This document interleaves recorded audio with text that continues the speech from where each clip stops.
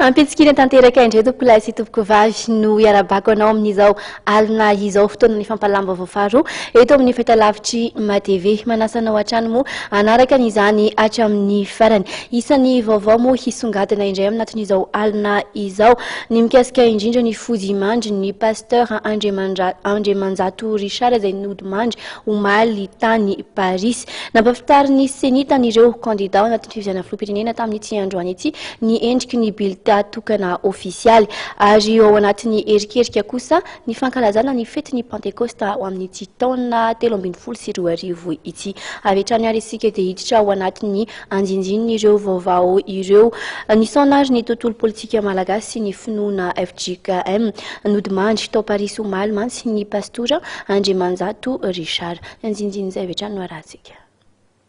banga iray ny laharan'ireo zokiolo amin'ny tontolo politika malagasy nody mandry omaly tany Paris tany Frantsa teo amin'ny fahatelo amby valopolo taona ny mpitandrina Richard Andriamanjato akoatra ny mampitondra fivavahana azy dia endrika diso fantatra teo amin'ny tontolo politika izy indrindra teo anivon'ny Antoka KFM ny taona 1770 niteraka ny mpitandrina Andriamanjato Richard Mahitson isan'ireo niaina mivantana ny etsim-panafana tamin'ny taona 1770 izy isan'ny efa azy niditra lalina tamin'ny raharaham-pirenena sy ny tontolo politika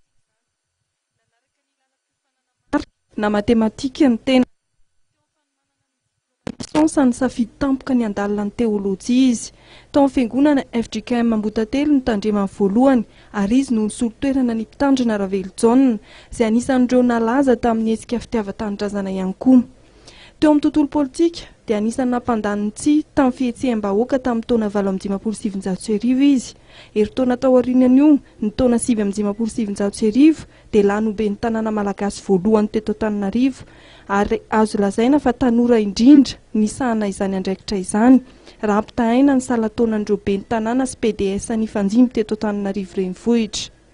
ny Antoka KFM no tena nahafantarana azy izy no nitarika izany nanomboka ny taona 770 hita trano izy tamin'ireo hetsy-bahoaka namaritra kion-dalana goavana tamin'ny tantaran'ny fifandimbasam-pahefana teto Madagasikara ny taona 1770 dia nisitaka tamin'ny mandatehezana miaro ny revolisiona izay niarahany tamin'ny amiraly Ratsiraka izy ka nisafidina norina ny Antoka KFM fanavozana izay niara-dia tamin'ny profesora Zavy Albert efa filohan'ny antenimieram-pirenena ihany koa Andriamanjato Richard ny aloha izao nahafatesan'izao dia somary nangina ary tsy dia refiry intsony teo amin'ny sehatra politika ny mpitandrina